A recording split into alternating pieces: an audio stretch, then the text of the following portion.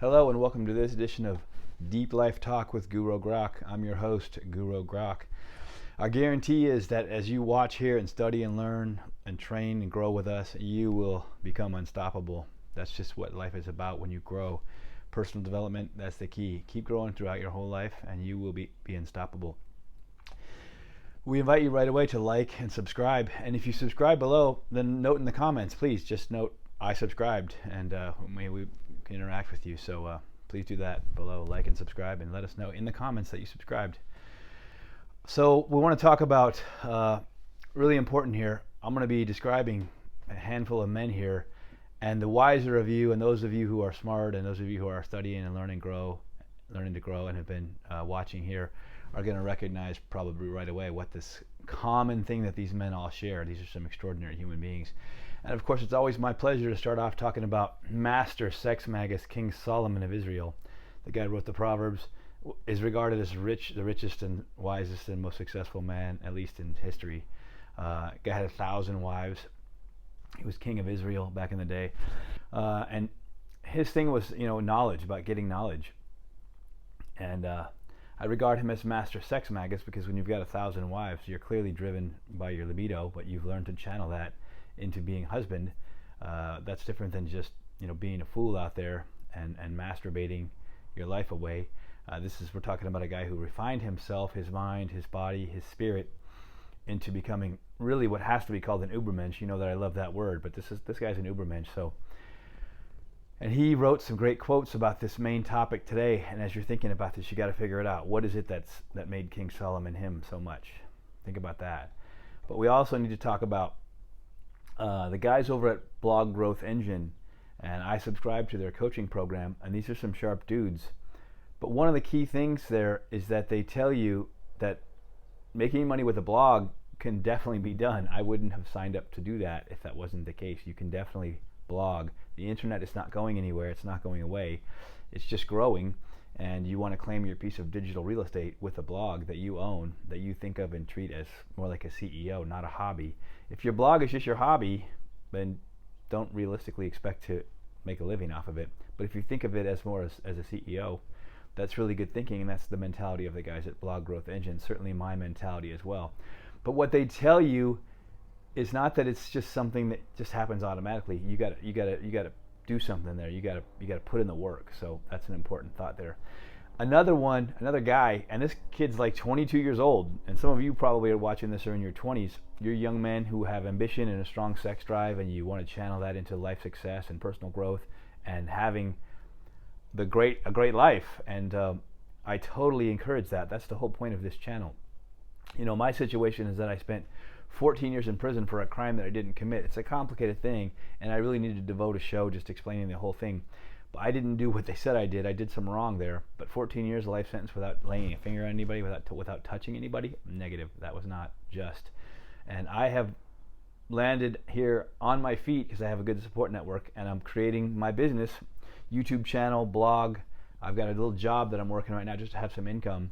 But every day I'm systematizing my life, and when you create systems, you definitely start to improve your life. So this guy's name is Make Money Matt. He's got a YouTube channel, and he's got, of course, a thing that he sells for teaching you how to build your YouTube channel. The kid started young, but now at 22, he's a multimillionaire, certainly worth a few $1 million at least, and that's a pretty amazing thing. And then there's another guy also doing the YouTube thing, Ali Abdaal, whom I have mentioned before. And these two guys, in watching their programs, they're sharing this same message, that there's this key trait that's really important for success in business, on YouTube, with a blog, in life, in your personal growth, success in your relationships. This thing is really important, this concept. And by now, many of you have probably guessed what that is. And that's good. That means you get it. You're smart, and you're figuring it out, and you're starting to gain understanding. And hopefully you're applying this concept in your life. But the people there that are advising you on YouTube, they're not, if they're worth their salt, they're not telling you that this just happens automatically. You have to make it happen. So there's that idea found in the digital world of business too. Next one we're going to talk about briefly here is a little more of a historical figure. His name is Aleister Crowley, and he is what I call a sex magician. And the same sex magus, sex magician, same thing. They come from the same word there, those two words, like Solomon. But modern day, he was born in the late 1800s and lived till about middle of last century. so he died in his early 70s or something. Aleister Crowley, he's from Great Britain, and he really took the world of magic and that mystical thinking about sexuality and spirituality, and really ran with that. He was a very, very prolific author. Of course, had many, many lovers. I remember reading some joke about the seas, cunny, which of course we get that very vulgar word in the English language, which I won't even say, and cocaine, and coitus. These were like the three words they would say together often. So this was an extremely sexual dude who channeled that into some massive personal growth. I mean, the guy was a prolific author. He was a painter. He was a mountaineer. He traveled the world. He created his theological system, his spiritual system called thelema, which is basically the Greek word for will. His thing was about, do as you will. Love and do as you will was kind of his main motto. And this is just another guy who applied these principles in order to become extremely successful. This one main principle.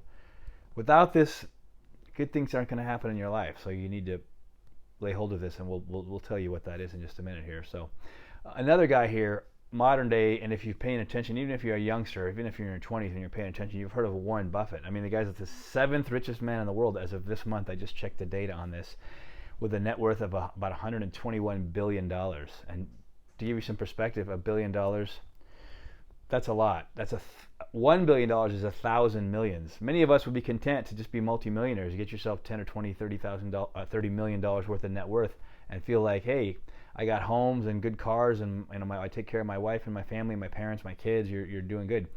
So it's 1,000 millions in 1 billion, and this guy's got 121 of those thousands of millions. That's a lot of money. And again, this guy's known as he's got some stock market sage, and he's got other monikers. I can't think of that main one that they give him, but this is just a guy who really, really understands business. He really, really understands stocks and the stock market and how all that financial system works.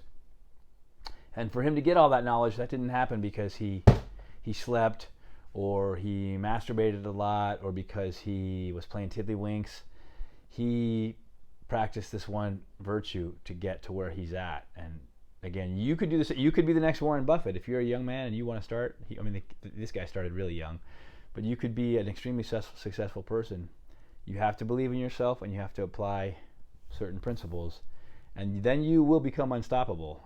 I'm unstoppable, and I'm much older, and I'm starting off after a horrible 14 years in prison, where all I was able to do was read mostly, and train, and meditate, and origami and guitar. I didn't have the internet in front of me like now. The internet is your opportunity. Leverage that shit, and scale up your business over time, and you will be wealthy beyond belief before you know it. So next guy we're going to talk about is another guy that I regard sort of as just mentor, a sharp guy, a successful, prolific author, businessman, and he's Steve Forbes, who comes from the chain of Forbes publishers. They've been around for a long time. He's currently the head of Forbes Publishing, Forbes magazine. And again, this guy's prolific and he's intelligent. And I singled in on this guy a long time ago because he actually quotes Solomon at the beginning of their Forbes magazine, somewhere there on their title page or something. It says, "In all you're getting, get understanding." And if you know me, then you know how important it is for me to understand. And it's that I have always sought to be a man of understanding from my youth that has allowed me to really get great understanding about life, and to be able to counsel people, and to be able to transcend that time in prison, to be able to grow, because I understand and I seek to understand. And I love that he quotes that I think it's the end of Proverbs 4:7. In all you're getting, get understanding. As you seek wisdom, you get understanding. And so that's Steve Forbes. And all these guys, the thing they have in common, by now you're figuring it out. Oh, you know what? There was one more I wanted to talk about, of course, and that's Walter Payton, of course, who was my favorite football player. I had his number. I mean, this guy played in the 80s, a long time ago, 70s and 80s actually, and he might have even played into the 90s. But Walter Payton, he played for the Chicago Bears, number 34, won a Super Bowl title, though didn't score a touchdown in that game, which was a real bummer. But this guy was nicknamed Sweetness by his teammates because his demeanor off the field was he's just a really nice guy, a charitable guy, gracious, always giving credit to his linemen for blocking instead of just taking the limelight for himself. Really, just a really good dude there. Very well respected for his kindness, and of course his abilities on the field were legendary there. Certainly, arguably, among the best few running backs that ever played in the NFL. And he was known for this legendary training routine of just running hills and stuff to keep in shape and keep strong and build that endurance and leg strength and just that hip drive and all those things that made him what he was, which was pretty darn unstoppable on the football field. So he was my favorite player, and again, I took his number, wore 34 for my junior or my senior year. I don't remember. I think hopefully for both. I can't even remember if I wore it for 2 years, but I've seen one photo where I'm wearing 34. I loved Walter Payton so much. But he's the last of these men we wanted to talk about. And these men come from different walks of life, and there are many, many more walks of life where you'll find that the men who are successful have this one thing in common, and that's diligence. By now you've figured that out. And diligence just means the willingness to work hard, and it just means to put in hard work. And when you have that, you are always profiting, you're always gaining, you're always growing. It can never be taken from you. It comes from within yourself, the decision to work hard and go for it and make something of yourself and of your life. And Solomon, again, is the one who noted that. He called diligence man's precious possession. Here's master sex magus, King Solomon. The guy's got his libido channeled into personal growth. He's got tons of beautiful women that he's having awesome sex with. Enviable anyway, right, to have a life like that. Of course, he was born with much privilege, born a king, but he channeled all of his opportunities into personal growth and became a truly extraordinary human being, what can only be called an Übermensch. And he's the one who noted that diligence is man's precious possession. So lay hold of this. That's the advice, is that you lay hold of diligence. And the opposite of that is laziness, is you just think you can just kick your feet up and good things are going to happen to you in life. That happens like maybe once in a million, one in multiple millions, that you win the lottery, or your uncle does, and he likes you for some reason and he gives you that money. But the reality is that you're not going to win the lottery. The reality is that you need to make good things happen in your life, trusting to your wits and to your strong right arm, and growing. So that's the message here. As always, we are encouraging you to grow. We also again ask you to subscribe, and then note in the comments that you subscribed. Hit the like button for us so we can continue to bring you fabulous content, so you can, down the road, you will certainly be able to describe yourself this way as others will describe you, women in particular. They'll be like, that guy's sexy as fuck. And that's what you want a woman to say about you. And it doesn't, if she has any understanding, what she means is because you're this all-around, well-rounded kind of a guy who's, of course, healthy and fit, and hopefully you were blessed with some good looks, but you're successful, you're down to earth, you're kind, you're smart, you're spiritual, you're a good human being, and you have this certain depth of character and flowering personality that comes from study and training and introspection and meditation and things, that indeed they describe you as sexy as fuck. And if you live life well, a great example is if you study mixed martial arts, for example, you will be physically fit as a result. You don't have to chase fitness in and of itself, but learn how to fight really well with MMA or just Muay Thai, or study the more evolved systems for the street, like where I come from, that whole lineage of Bruce Lee. And as you train, fitness, it's just you take it for granted. If you're doing a lot of mixed martial arts training, you're just moving so much and kicking ass with pads and sparring and the different drills and exercises that you do to grow as a warrior. Fitness, you don't think about that. It just happens, And there are some fools who don't train much and then eat like dipshits that don't ever get very fit. But for the most part, if you're a normal person and you go in there with a decent diet and then you start training in mixed martial arts, the fitness just happens. And in the meantime, you learn how to kick ass for when you need to.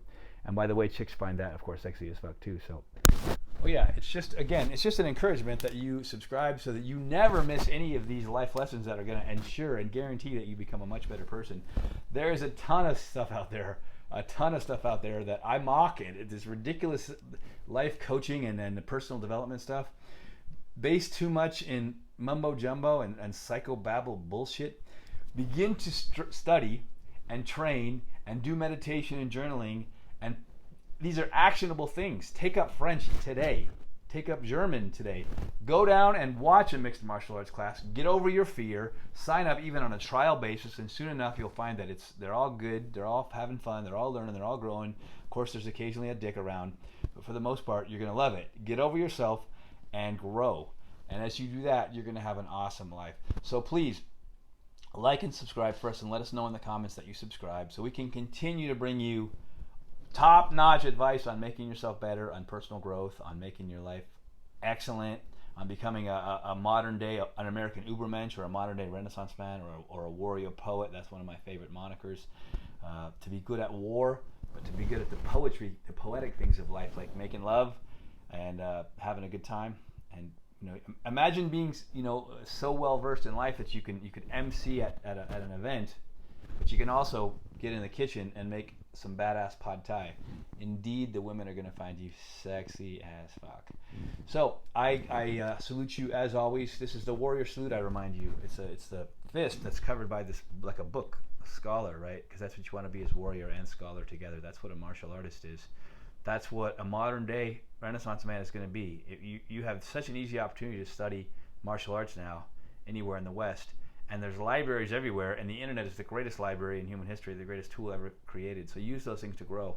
I salute you, and it's always strength and health, wisdom and wealth to you, that you may grow and that you may have a great life. That's what I'm seeking, is just that kind of personal growth that leads to a great life. So peace to you. Take care.